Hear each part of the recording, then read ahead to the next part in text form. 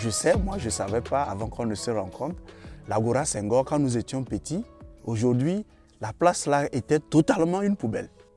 Mais vous voulez un peu nous parler de ça? Oui, bon, en fait, l'histoire est un peu longue aussi. Nous sommes là pour tout prendre. Si vous voulez, j'ai un peu une technique. Je fais un effort. Quand je suis en face d'un projet avec la jeunesse, j'essaye de faire l'effort de me rappeler comment moi j'étais à 20 ans, comment j'étais à 25 ans, comment j'étais à 30 ans. Et j'ai toujours constaté que les grands sauts dans ma vie, c'est quand on m'a fait confiance. Et au-delà de la confiance aussi, j'ai eu beaucoup de chance, hein, l'éducation c'est le plus grand trésor, d'avoir des parents qui... J'ai pas été élevé dans l'abondance et le luxe, mais il y avait toujours une notion de qualité.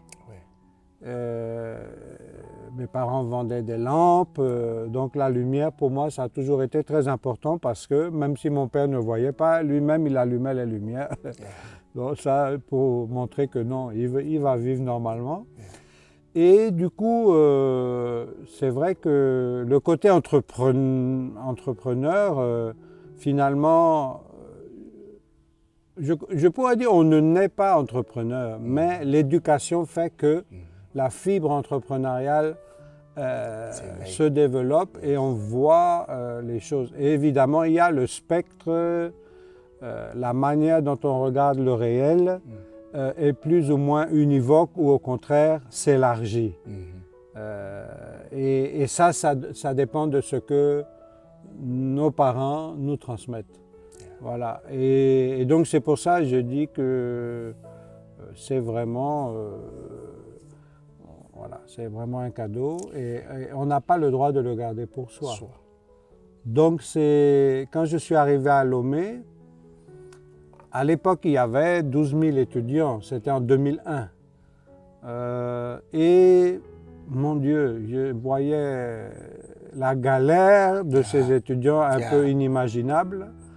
Et à un moment, j'ai dit, bon, moi, je ne peux pas... On nous demande de créer un projet. À l'époque, c'était l'archevêque, Monseigneur Podro, très chaud. Et on me demande de créer un projet avec les frères. Et j'ai dit, mais je ne peux pas affronter 12 000 jeunes. On est des privés.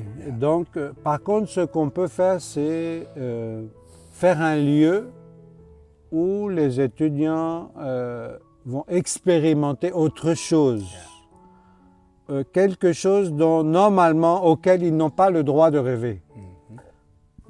Parce que tout ce qu'on pourrait faire pour eux, vu le nombre, ça va être de la quantité et non pas de la qualité. Donc je me suis un peu concentré là-dessus en disant il faut qu'un étudiant puisse ou une étudiante puisse avoir un lieu, si elle veut faire des recherches, où il y ait cette dimension du beau. Vous savez, la phrase de Dostoïevski, c'est « la beauté sauvera le monde ».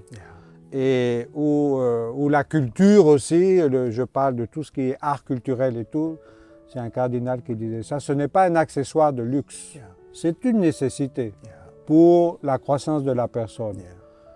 Bon, je suis donc trouvé en face de ça et c'est vrai que le terrain qu'on nous avait donné, on appelait ça le bas-fond. Le bas-fond, exactement. Déjà, quand tu commences un projet dans le bas-fond, c'est que tu es déjà en bas.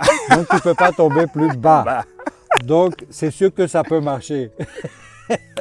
Donc, personne n'a son attention sur quelque chose qui paraît mauvais. Voilà. C'est gâté. Bon, tu es dans les poubelles, donc c'est bien. Ça veut dire que c'est comme Dieu. Parfois, il commence dans nos poubelles pour nous faire grandir.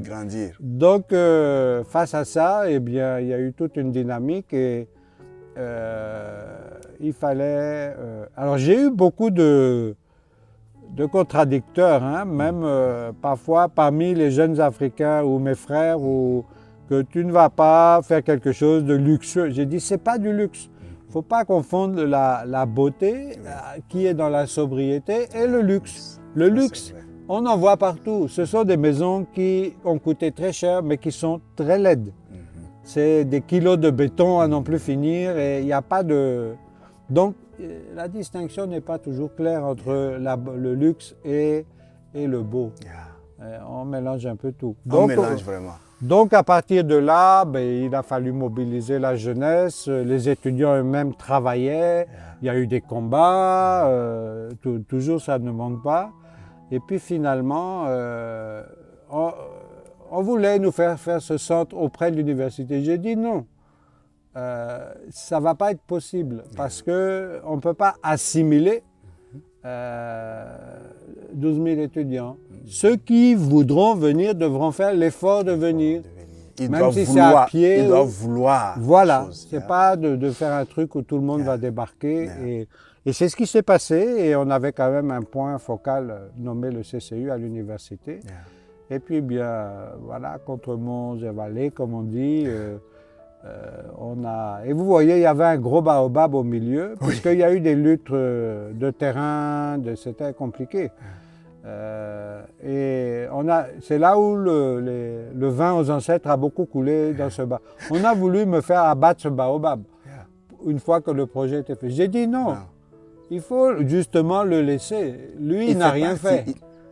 Mais maintenant, il est toujours là et il ne fait que grandir. Il est comme un témoin. Et il est heureux d'ailleurs. Il est heureux là-bas. Donc, c'est un peu ça l'histoire. Et c'est vrai que c'est aujourd'hui, même encore, je me rends compte combien cette paroisse et médiathèque et Agora Senghor a irrigué. Je prends toujours un peu l'analogie d'Aleggio. Aleggio, du point de vue de la vie intérieure, a été comme une source d'irrigation pour le pays. Et je vois que la paroisse universitaire, en toute humilité, de toute proportion gardée, est un lieu qui a réconcilié certaines choses entre, comme on les appelle ici, les grands et la jeunesse. Tout d'un coup, les gens se sont mis à parler, à échanger.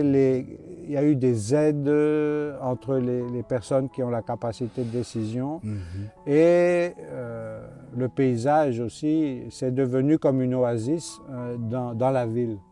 Voilà. Donc ça, j'insiste aussi toujours beaucoup sur le label et la garantie qu'apporte la beauté du paysage et de la nature, d'où ici la création des paysagistes. Parce que le lancement de paysagistes, parce que c'est la nature qui fait l'unité de ce que l'homme construit, comme la lumière. Voilà. Donc sans ça, on n'a pas de choses pérennes. Et puis vous pouvez rattraper un bâtiment en béton en 2 ans, mais vous ne rattrapez pas la nature. C'est elle qui s'empare des choses. Donc ça demande le temps. Le temps. Voilà. Donc ça, quand on a déjà acquis ça, c'est difficile de... les gens qui veulent aller trop vite n'ont pas compris ça. Non. Donc, non. Et l'aller vite détruit beaucoup de sociétés aujourd'hui. Oui. Avec l'ère digitale, l'ère TikTok. TikTok. C'est déjà trop pour moi.